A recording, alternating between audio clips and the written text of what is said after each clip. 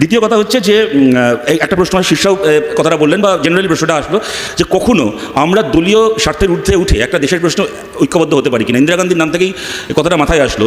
আমাদের যখন ইন্দিরা গান্ধীর দলের সঙ্গে এবং সরকারের সঙ্গে মারামারি, রাজনৈতিক লড়াই, খুনোখুনি, পশ্চিমবাংলায় রক্তগঙ্গায় ভেসে যাচ্ছে আমাদের দল, সেই সময় আমাদের দলীয় স্বার্থের ঊর্ধ্বে উঠে প্রথমে ব্যাংক ন্যাশনালাইজেশনের প্রশ্নে এবং তারপরে বাংলাদেশের মুক্তিযুদ্ধের প্রশ্নে আমরা ভারত সরকারের পাশে, ইন্দিরা গান্ধীর পাশে দাঁড়িয়েছিলাম। ব্ল্যাঙ্ক চেক লিখে দিয়েছিলাম যে ইন্দিরা গান্ধী, আপনার সঙ্গে দেশের ভেতর আমাদের যা দ্বন্দ্ব আছে অন্য জায়গায় থাকবে, কিন্তু আপনি পাঠান বাংলাদেশের মাটিতে ভারতের সেনা, পাকিস্তানকে দুটুকরো করুন, আমরা আপনার সঙ্গে রয়েছি। আমরা দেশের স্বার্থে, আমরা রাজনৈতিক লড়াইয়ের ঊর্ধ্বে উঠে আমরা সরকারের পাশে দাঁড়িয়েছি। এবং সাম্প্রতিক এক্সাম্পল, আমি বলার আগে সেটা কেয়াদিও বলেছেন, আরও কয়েকজনও বলেছেন, যখন পেহেলগামে কদিন আগে জঙ্গি হামলা হলো, তার পরের দিন প্রধানমন্ত্রী বিহার ইলেকশন ক্যাম্পেইন করছিলেন, কিন্তু ভারতের সমস্ত বিরোধী দলের নেতা পরের দিন সকালবেলা দিল্লি পৌঁছে গেছিল এবং আমরা ব্ল্যাঙ্ক চেক লিখে দিয়েছিলাম সরকারকে যে সরকারের পাশে আমরা সব রকমভাবে আছি। তারপরে আমরা এও দেখেছি যে ভারত সরকারের পক্ষ থেকে ভারতের ফরেন সেক্রেটারিকে এবং আমাদের দুজন সেনা প্রতিনিধিকে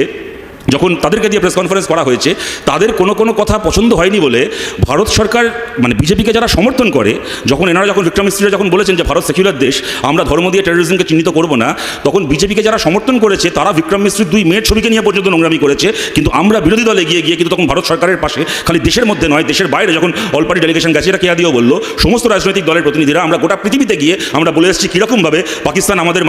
মাটিকে রক্তাক্ত করেছে এবং পাকিস্তানের যে টেরোরিজমকে মদত দেওয়ার যে ওদের যে বছরের পর বছর চলে আসা রাজনীতি, গোটা ভারতের সমস্ত রাজনৈতিক দল একসঙ্গে এই প্রশ্নে একটা অবস্থান নিয়েছে।